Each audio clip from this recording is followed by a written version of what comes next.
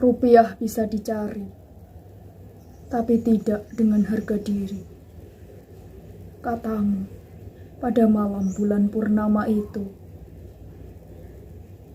Tapi, bukankah abang sudah berjanji tidak akan terjun ke dunia itu lagi? Kataku sambil melipat baju. Namun, kulihat tatapanmu semakin tajam. Bara api semakin terang di kegelapan matamu. Kemudian, seraya menghisap rokok kretek dalam-dalam, kamu berkata, hanya kakak yang tidak punya hati, yang membiarkan harga diri adik kandungnya disakiti. Saya paham, Bang. Paham. Tapi belum selesai aku bicara, tiba-tiba kamu memotong. Ada saatnya janji itu ditarik, apalagi jika sudah berhubungan dengan harga diri. Sudahlah, kamu tidak akan mengerti dengan persoalan semacam ini. Karena sorot matamu semakin tajam, aku pun memilih untuk tidak melanjutkan. Kalaupun dilanjutkan, toh kamu tetap kokoh dengan pendirianmu. Ini seperti menebar garam di lautan. Tiba-tiba, ponsel pintarmu yang tergeletak di atas meja berdering. Kulihat ada panggilan masuk. Di sana tertulis nama Matoyu. Tiba-tiba, jantungku berdegup sangat kencang. Entah kenapa, perasaanku diselimuti rasa khawatir dan jantungku seperti mau copot setiap kali lelaki itu meneleponmu. Terutama dalam beberapa minggu terakhir ini. Halo? Kamu menyapa suara di balik telepon itu. Entah apa yang kamu bicarakan dengan Matoyu, kawan baikmu itu. Tapi yang jelas,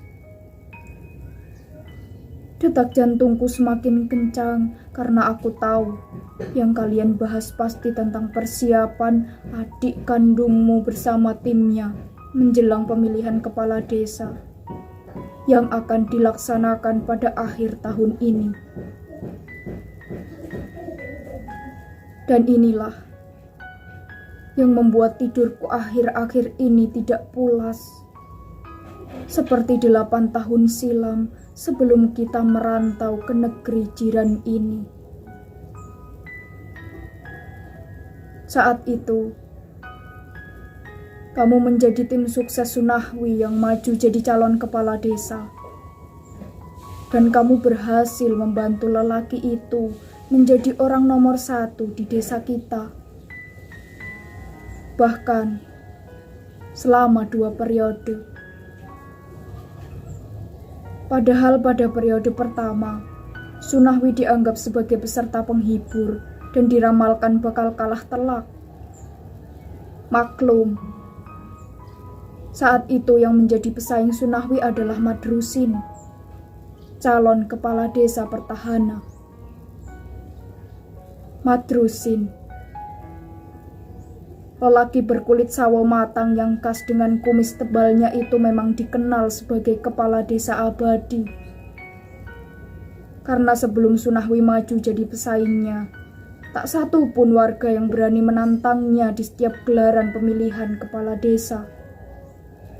Bahkan sejak zaman kakek buyutnya, orang-orang menyebutnya sebagai kepala desa turunan. Entah sudah generasi keberapa Madrusin dalam keluarganya menjadi kepala desa. Tapi yang jelas, menurut penuturan nenek, jauh sebelum bapak menikah dengan ibu, keluarga Madrusin sudah menjadi penguasa desa. Tidak heran jika tidak satu pun warga yang berani maju jadi calon kepala desa. meski warga tersebut terpelajar atau dari kalangan priai. Mereka jadi ciut, bukan karena Madrusin dan kakek buyutnya bagus dalam mengelola desa, sehingga masyarakat hidup makmur dan sejahtera. Tapi yang membuat warga harus berpikir 3 kali untuk melawan dinasti Madrusin, karena keluarganya tersebut memiliki kekayaan yang tiada tara dan memiliki anak buah yang kuat dan loyal. Anak buah Madrusin, yang dikenal dengan sebutan para jago itu, merupakan sekelompok orang kuat yang disegani dan ditakuti di seantero desa. Mereka akan pasang badan setiap kali Madrusin dan keluarganya mendapatkan ancaman. Apalagi ketika memasuki musim pilkades, mereka memastikan bahwa kemenangan berada di tangan tuan mereka. Bahkan jauh sebelum pesta rakyat tersebut digelar, mereka melakukan segala macam cara untuk kemenangan junjungan mereka, mulai dari menebar ancaman, mengintimidasi warga, hingga melakukan serangan fajar. Namun, reputasi para jago itu turun drastis sejak kamu dan teman-temanmu berhasil memenangkan Sunahwi. Aku masih ingat waktu itu, sebelum gelaran pilkades, kamu dan teman-temanmu diejek habis-habisan oleh anak buah Madrusin. Kalian disepelekan. Mereka menganggap bahwa apa yang kamu lakukan bersama teman-temanmu untuk memenangkan Sunahwi sia-sia belaka. Toh yang akan keluar sebagai pemenang pasti Cak Madrusin. Begitu yang biasa dikatakan oleh anak buah Madrusin pada kalian. Ejekan-ejekan yang sering dilontarkan anak buah Madrusin itu tidak kalian respon, tapi justru kalian jadikan sebagai salah satu strategi untuk memenangkan Sunahwi. Kalian melakukan gerakan senyap dengan menjadikan Jumaedin sebagai mata-mata. Awalnya, kamu, teman-temanmu, dan tim sukses Sunahwi yang lain ragu menjadikan Jumaedin sebagai mata-mata. Maklum, lelaki itu masih kerabat dekat Madrusin dan terkesan bermuka dua. Meski dia sudah bersumpah bahwa dirinya 100% mendukung Sunahwi. Ia menjelaskan pada kalian kenapa dia memutuskan untuk tidak mendukung Madrusin. Lelaki yang khas dengan kumis tebalnya itu mengatakan bahwa ia terlanjur sakit hati pada Madrusin karena selama menjabat sebagai kepala desa, dirinya tidak dilibatkan dalam mengelola tanah Cato. Dan sakit hatinya itu ia pendam, sehingga Madrusin tidak tahu kalau api dendam sedang membara di dalam dadanya. Aku rela nyawaku kau habisi jika aku mengkhianatimu, kata Jumaedin meyakinkanmu. Setelah asa ragumu pun secara tiba-tiba buyar ketika Jumaedin mengucapkan sumpah itu. Dan benar saja, lelaki itu menjadi kartu as dalam kemenangan Sunahwi. Melalui Jumaedin, kamu mengetahui kekuatan dan kelemahan Madrusin dan timnya, sehingga mereka tidak berdaya.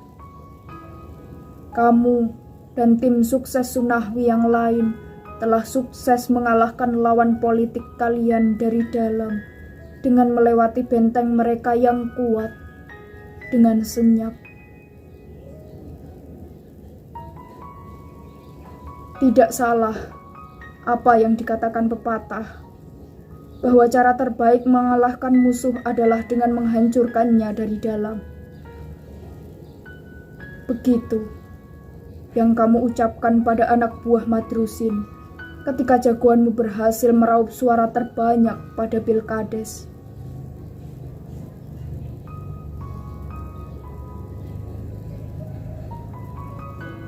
Sejak kamu dan teman-temanmu berhasil meruntuhkan dinasti Madrusin, reputasi kalian langsung naik secara drastis. Sebutan mafia dari Timur Daya pun melekat pada dirimu. Kamu dan teman-temanmu ditakuti oleh semua kalangan, baik oleh para jago desa kita maupun oleh bandit-bandit dari luar daerah. Mereka harus berpikir 2 kali jika ingin mengganggu desa kita, karena kalian tidak akan memberi ampun pada siapapun yang berani mengusik ketenangan Sunahwi dan warga.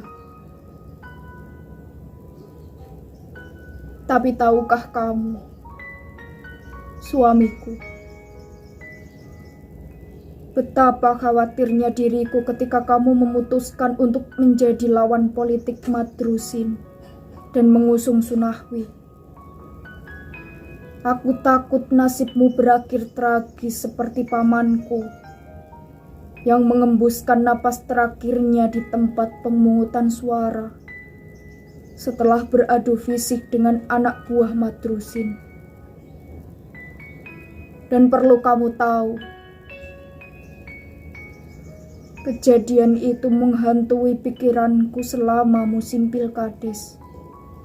Aku hanya tidak mau diriku seperti bibiku yang terpaksa menyandang status janda gara-gara keputusan sepihak pamanku yang mengorbankan nyawanya demi memperebutkan suara warga.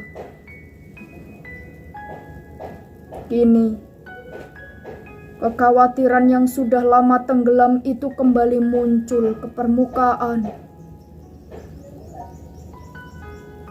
Atas nama harga diri, kamu rela mencabut janji yang kamu tanam sendiri.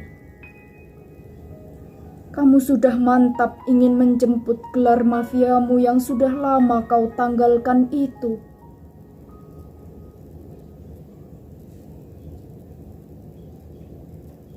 Jika bukan karena adikku, tidak mungkin aku mengingkari janjiku.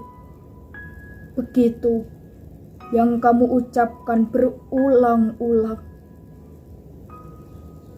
Ingin rasanya aku mencegat niatmu itu.